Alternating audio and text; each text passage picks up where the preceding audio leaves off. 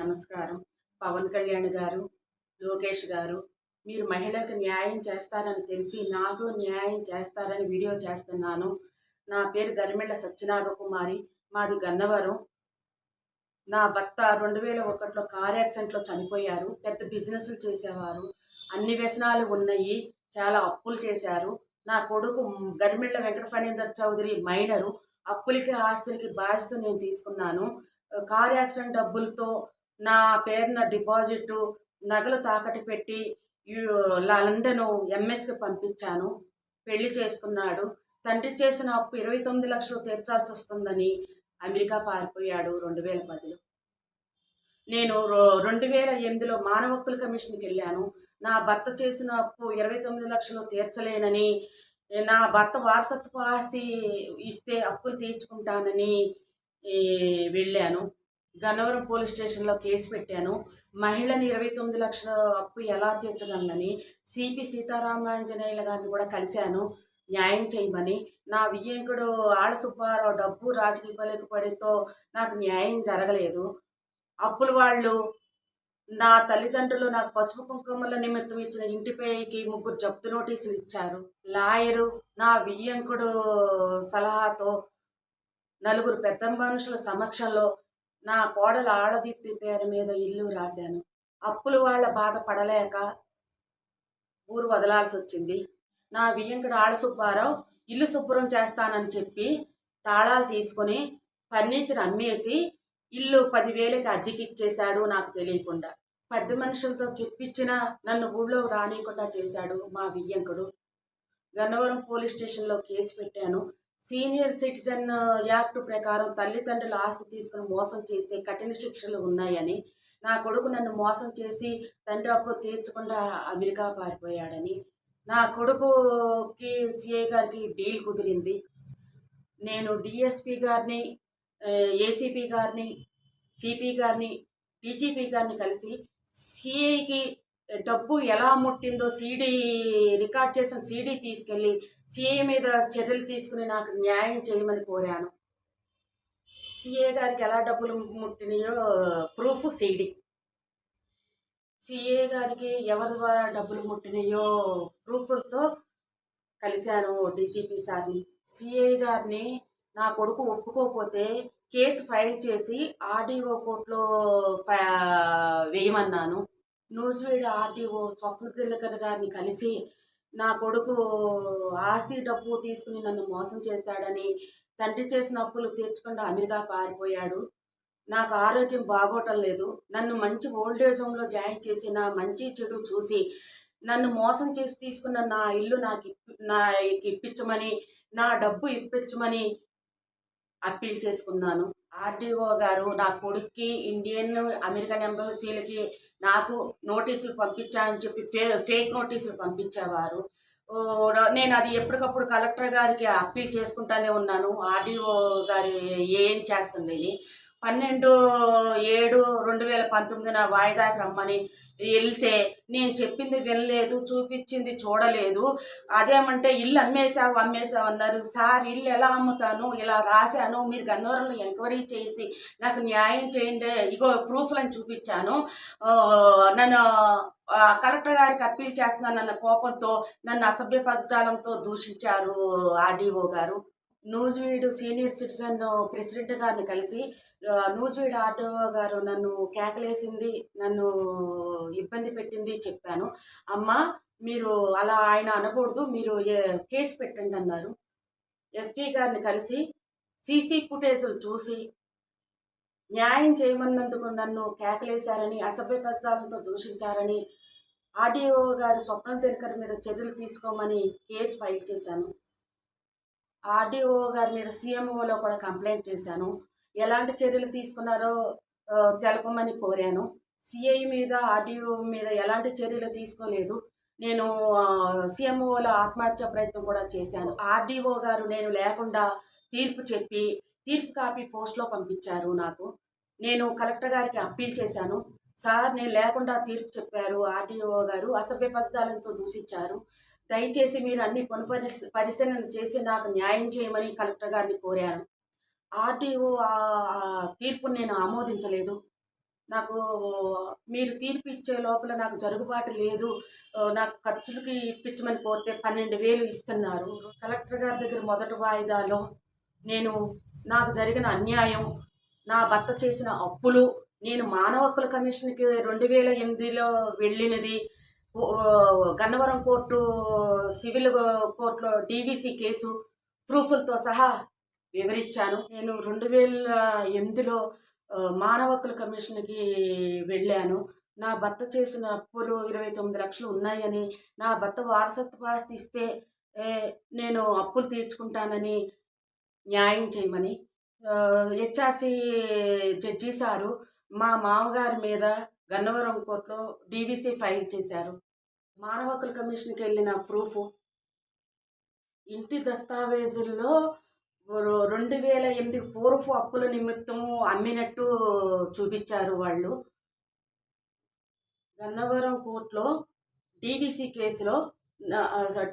కేసులో ఆవిడ పెట్టు స్టేట్మెంట్ కాపీలో నా భర్త చేసిన అప్పులు ఆస్తులకు సంబంధించి ప్రూఫ్లు సబ్మిట్ చేశాను. నా భర్త చేసిన అప్పు ఏలూరు కోర్టులో 27 లక్షలకు ఉన్నది కూడా ప్రూఫ్ పెట్టాను. కోర్టులో నేను ఇచ్చిన స్టేట్మెంట్ కాపీలో నేను ఇల్లు అమ్మినట్టు కానీ తాకట్టు పెట్టినట్టు కానీ చూపించలేదు. దయచేసి నేను ఇల్లు అమ్మలేదు, వాళ్ళు మోసం చేశారు. ఆళ్ళ సుబ్బారావు నా వియ్యంకుడు. కలెక్టర్ ఇంతియాజ్ గారు నా ఇల్లు రాసినప్పుడు ఉన్న 4 పెద్ద మనుషులకి నోటీసులు ఇమ్మని చెప్పి వాయిదా వేశారు. రెండో వాయిదాలో నేను ఏం చెప్పినా వినలేదు, చూడలేదు. ఆయన తీర్పు కాపీ పోస్ట్లో పంపించారు. విఆర్ఓ వాట్సాప్లో కూడా పంపిస్తే నేను తీసుకోలేదు. కలెక్టర్ నివాస్ గారికి అప్పీల్ చేసుకున్నాను. సిఐ ఆర్డీఓ కలెక్టర్ ఇంతియాజ్ గారు నాకు చేసిన దాని గురించి ఏపీ హైకోర్టు చీఫ్ జస్టిస్ సార్కి అప్పీల్ చేసుకున్నాను, నాకు న్యాయం చేయమని, సుమోటోగా తీసుకోమని. కలెక్టర్ నివాస్ గారికి ఎంక్వైరీ చేసి కాపీ పంపించమన్నారు, కానీ నివాస్ గారు ఎలాంటి ఎంక్వైరీ చేయలేదు. గన్నవరం నా తండ్రి ఇచ్చిన ఇంటి ముందు, నా ఇంటి ముందు అమర నిరాహార దీక్ష కూర్చున్నాను. సబ్ డివిజనల్ మెజిస్ట్రేటు ఆర్డీఓ, జిల్లా మెజిస్ట్రేటు కలెక్టరు అడ్రస్ ఫోన్ నెంబర్లు లేకుండా ఎలా తీర్పు చెప్పారు, కళ్ళు లేని కబోదులైన ఏపీ అధికారులని చెప్పి అమర నిరాహార దీక్షలో ఉండగా కలెక్టర్ నివాస్ గారు ఆర్డర్ ఇచ్చారు. కలెక్టర్ నివాస్ గారు ఆర్డర్ కాపీ, కలెక్టర్ నివాస్ గారు ఆర్డర్స్ అమలు చేయాలి. కలెక్టర్ గారు జిల్లాల విభజనలో ఆయన ట్రాన్స్ఫర్ అయ్యి వెళ్ళిపోయారు. రంజిత్ పాషా గారు నివాస్ గారు ఆర్డర్ అమలు చేయాలి. అమలు చేయకుండా నా కొడుకు సపోర్ట్ చేస్తూ వాళ్ళు హైకోర్టుకి వెళ్ళేట్టు చేశారు. హైకోర్టు ఆర్గ్యుమెంట్స్లో ప్రూఫ్లు, కౌంటర్లో నేను వేసిన ప్రూఫ్లు చూసి ఆర్గ్యుమెంట్స్ విని నా వైపు కోర్టు కేసు నాకు తీర్పు అనుకూలంగా ఇచ్చి 28/3/22 కలెక్టర్ నివాస్ గారు ఇచ్చిన ఆర్డర్ అమలు చేయమని హైకోర్టు ఇచ్చింది తీర్పు. హైకోర్టు ఆర్డర్ అమలు చేయమని కలెక్టర్ రాజాబాబు గారిని 15-20 సార్లు కలిసి కోరాను. శ్రీ నివాస్ గారు హైకోర్టు రాంగ్ ఆర్డర్స్ ఇచ్చి నేను ఒప్పుకోనని, నా కొడుకు సపోర్టుగా నేను ప్రత్యేకంగా ఆర్డర్స్ ఇస్తాను, అదే అమలవుతుందని నాకు ఇచ్చారు ఆర్డరు. నివాస్ గారు ఇచ్చిన ఆర్డర్, హైకోర్టు ఇచ్చిన ఆర్డర్ అమలు చేయలేదని కలెక్టర్, కృష్ణా జిల్లా కలెక్టర్ బాలాజీ గారిని కోరాను. ఆయన ఆర్డర్ ఒప్పుకోకుండా ఏం ఆర్డర్ ఇచ్చారో చూడండి. ఆర్డరు, ఇల్లు అంట నేను అమ్మేశానంట సార్. పవన్ కళ్యాణ్ గారు 2008 పూర్వపు అప్పుల నిమిత్తం అని చూపించారు దస్తావేజులో. జప్తు నోటీసులు తెచ్చిన వాళ్ళు 2011లో జప్తు నోటీసులు వచ్చినాయండి. వాళ్ళకి చూపించటానికి ఇలా రాశారు సార్. మీరు గన్నవరంలో ఎంక్వైరీ చేయించండి పవన్ కళ్యాణ్ గారు, మీ చేతులెత్తి ప్రార్థిస్తున్నాను. హెచ్ఆర్సీలో 2008కి నా భర్త చేసిన అప్పులు 29 లక్షలు. ఇదిగోండి సార్, నేను హెచ్ఆర్సీకి వెళ్ళాను. మానవ హక్కుల కమిషన్కి వెళ్ళాను, అప్పులు తీర్చలేక ఒంటరి మహిళని వారసత్వ హక్కు ఆస్తి ఇస్తే నా భర్త చేసిన అప్పులు తీర్చుకుంటానని వాళ్ళు ఎంత దుర్మార్గంగా కలెక్టర్ రాజాబాబు, కలెక్టర్ బాలాజీ ఎంత దుర్మార్గంగా ఆర్డర్స్ మార్చిచ్చారు. అదేమంటే నేను ఇల్లు అమ్మేశానంట, విక్రయ దస్తావేజు 25/36/2011 పరిశీలన చేశారంట. 2011లో నేను అమ్మేశానంట, వాళ్ళకి ప్రూఫ్ దొరికిందంట. మరి నా కొడుకు 2010లో అమెరికా పారిపోతే 29 లక్షల అప్పులు ఒంటరి మహిళలని ఎలా అప్పు తీరుస్తాను సార్? వాళ్ళకి డబ్బు రాజకీయ పలుకుబడి ఉన్న వాళ్ళకి సపోర్ట్ చేస్తూ వాడు వీడు ఎవడున్నా మేమింతే, మా స్వార్థం చూసుకుంటాము, మా ఇష్టం వచ్చిన ఆర్డర్స్ ఇస్తామని రాజాబాబు, బాలాజీ కృష్ణా జిల్లా కలెక్టర్లు ఆర్డర్స్, హైకోర్టు ఆర్డర్స్ మార్చేసి మరీ ఇచ్చారు. సీనియర్ సిటిజన్ని, నాకు ఆరోగ్యం బాగోదు, neurology, orthopaedic, IBP, kidney problem, నడివిరిగింది, డబ్బు లేదు, నేను ఇంకెవరి దగ్గరికి వెళ్ళి న్యాయం కోరమని అడగాలి? లోకేష్ బాబు, పవన్ కళ్యాణ్ గారు, ఈ ఇల్లు జప్తు తెస్తే నేను ఇల్లు రాశానన్నాను కదా. గన్నవరంలో వల్లభనేని వంశీ కాళ్ళు ఎరగొట్టిచ్చాడని చెప్పి కేసు నడుస్తున్న ఆయన ఇల్లు జప్తుకు తెస్తేనే నేను ఇల్లు రాశాను. ఆ రోజున టీడీపీలో ఉన్నారు, ఇప్పుడు ఆయన ఈ రోజు టీడీపీలో ఉన్నారు. గన్నవరంలో ఎంక్వైరీ చేయండి, నేను కోడల పేరున ఇల్లు ఎందుకు రాశాను అనేది మీకు తెలుస్తుంది సార్. సీఎంఓని సిఐ గారి మీద, ఆర్డీఓ గారి మీద చర్యలు తీసుకోమని కోరాను కదా, ఎలాంటి చర్యలు తీసుకున్నారో తెలపమని సమాచార చట్ట హక్కు ప్రకారం అడిగాను. ఆర్డీఓ, సిఐ తప్పుడు స్టేట్మెంట్లు పంపించారు. అది చదివి ఐబీపీ ఉన్న నేను పడిపోతే నడుముకి దెబ్బ, కిడ్నీ ప్రాబ్లము వచ్చింది. నా కొడుకు, నా భర్త పోయినప్పుడు మైనరు. ఇది నా భర్తకి వారసత్వ తరపున వచ్చిన ఆస్తి 42 సెంటు ముస్తాబాద్ నా కొడుక్కి. తండ్రి 29 లక్షల అప్పులు తీర్చలేదు. తండ్రి ఆస్తి 2-3 కోట్ల ఆస్తి తీసుకున్నాడు. Garimella Venkata Phanindar Chowdary, America. Social welfare ఏడీని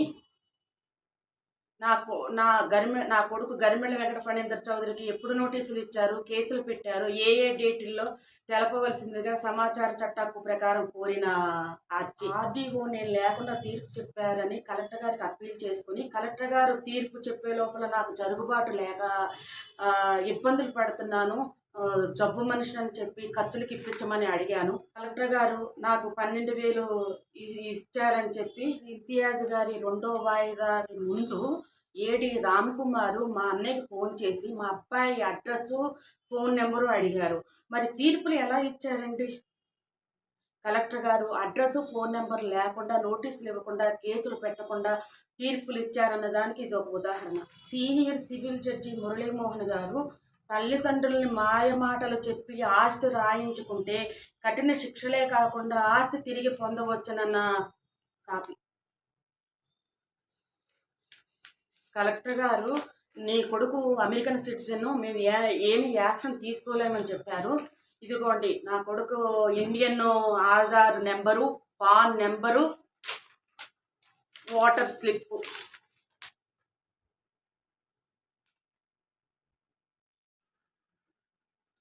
collector Nivas గారు 28/3/22న ఇచ్చిన ఆర్డర్స్ ఇంగ్లీష్లో ఉంది. తెలుగులో ఏమి ఇచ్చారనేది చదువుతాను, వినండి. ఓల్డ్ ఏజ్ హోమ్లో జాయిన్ చేయమని, ఫర్నిచర్ కొనివ్వమని, నెల ఖర్చులు ప్రతి నెల మంత్లీ ఖర్చుల కింద 7,000 ఇవ్వమని, మెడికల్ బిల్లు ఎంతైతే అంత ఇవ్వమని, నా భర్త యాక్సిడెంట్ డబ్బులు 6 లక్షలు నాకు ఇప్పించమని, గరిమెళ్ళ సత్యనాగకుమారికి సంబంధించిన ఇంటిని ఆమెకు తెలియకుండా, బదిలీ చేయకుండా, అమ్మకుండా ఆర్డర్ ఇచ్చారు.